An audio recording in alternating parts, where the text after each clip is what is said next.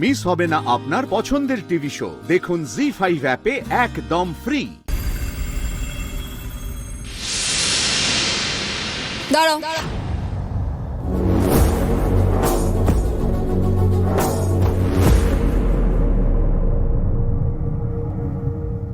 এক মিনিট। শালিনী, ফুলকিকে আগে বাড়িতে ঢুকতে দাও। তোমার যে ফুলকির সাথে অনেক কথা আছে সেটা আমরা জানি, আমাদেরও আছে। কোন বাড়ি পারদি?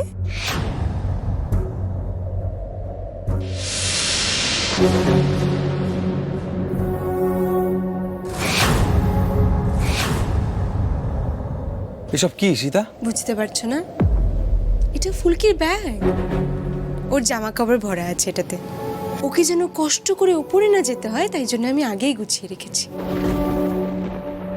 এসব সিদ্ধান্ত নেওয়ার তুমি কে গো ঈশিতাদি? আর তাছাড়া ফুলকির তো এখনো ডিভোর্স হয়ে যায়নি। ঈশিতা, জেঠিমণিকে ভেতর থেকে আসতে বলো একবার। জেঠিমণি সংসারের সবকিছু, জেঠিমণি সবাইকে সবটা বুঝিয়ে দিক। শিওর। এভাবে আমার সাথে কথা বলবে না ধানু। জেঠিমণি, জেঠিমণি।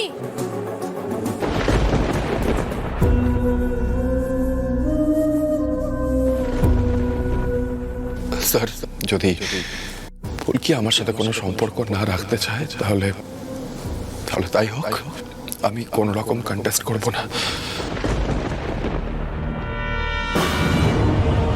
একটু আগেই তো কোর্টের মধ্যে ম্যাডাম কষ্টে দুঃখে ভেঙে পড়ছিলেন যে, এখন তো তার চিহ্ন মাত্র নেই। মা কালী, কেন বারবার খটকা লাগছে?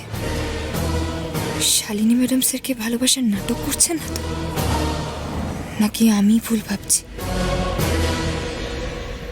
কি ব্যাপার? ফুলকিকে এখনো বাড়ি পৌঁছে দিয়ে আসা হয়নি? আমি তো ভাবলাম তোরাই ওকে বাপের বাড়িতে পৌঁছে দিয়ে আসবি। তমাল, যা ওকে বাড়ি পৌঁছে দিয়ে আয়।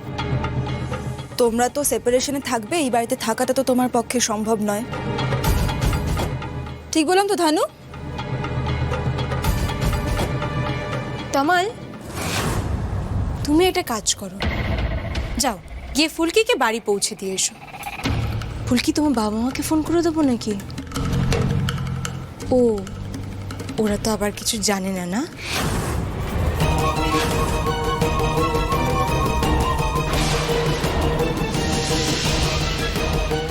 মাই ফাদার, এই ডোর থেকেই আউট করে দিচ্ছে ফুলকিকে। ওদিকে আবার মেজ দিয়েও লাই করে আছে সকাল থেকে। What happening? এবার তো কোনো ডেঞ্জার থিং হয়ে গেলে দাদা তো তমালকেই স্কোল্ড করবে। আর অলবেশ কেন তমাল গোয়িং? হ্যাঁ, ওয়াই নট রোহিত গোয়িং? অলবেশ তমাল। মেজ দিয়ে সবাই তো কথাটা ঠিকই বলছে, তাই না ধানু দিদি? আমার এবার চলে যাওয়া উচিত। ব্যাগও গোছানো আছে।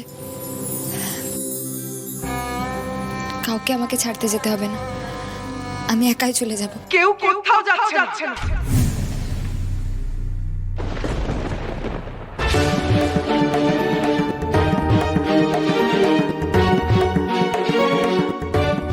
দিদি, আমার মনে হয় এই সিদ্ধান্তটা রোহিতেরই নেওয়া উচিত।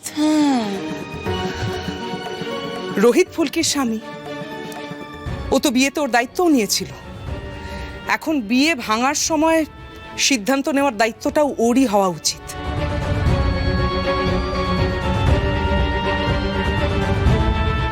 আমি ওকে এখনই ডেকে নিয়ে আসছি।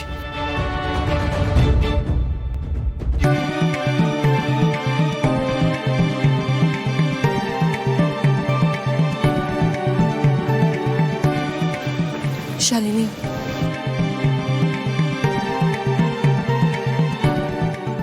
বলছি দেখো আবার তীরে এসে তরি না ডোবে। কোর্টে যে লুকটা দিয়েছিলাম সেটাই দেব, চিন্তা করো না।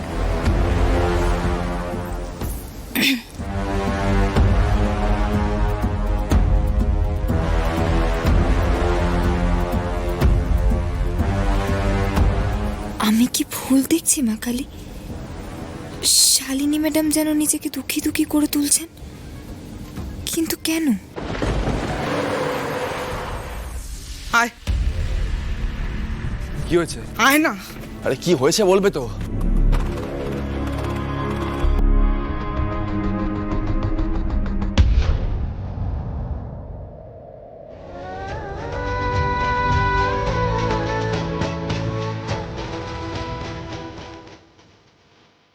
রোহিত, আজ তোমরা কোর্টে একটা বড় সিদ্ধান্ত নিয়েছো, আর তারই ভিত্তিতে আনুষঙ্গিক অনেকগুলো বিষয় এসে পড়েছে। এই যেমন ফুলকি এই বাড়িতে থাকতে পারবে কি পারবে না, ওর ভবিষ্যৎ কি হবে, এই সব আর কি।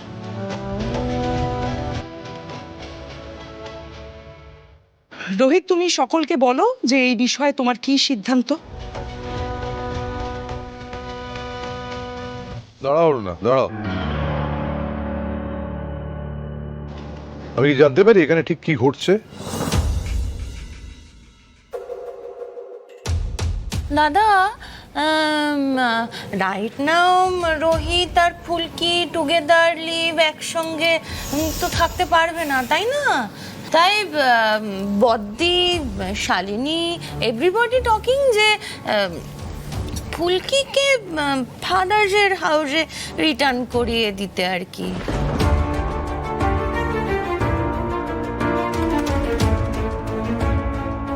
তো ফুলকি এবার ফাদার্সের হাউসে থাকবে না কোথায়, সেটা তো রোহিত ডিসিশন টেক করবে, তাই না দাদা?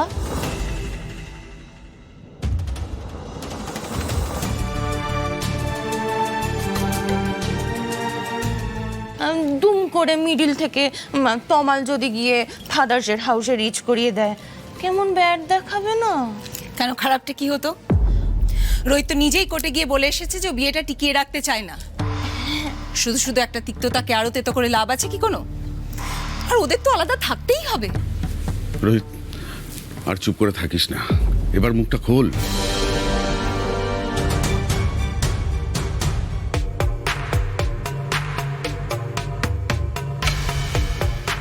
ফুলকি, আমি এখনো বুঝতে পারছি না তুমি ঠিক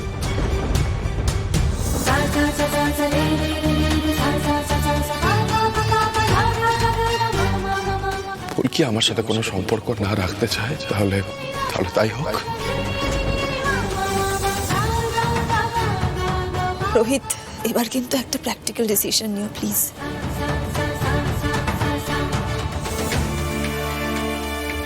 আমার পক্ষে আর এই মানসিক চাপটা সহ্য করা সম্ভব হচ্ছে না গো।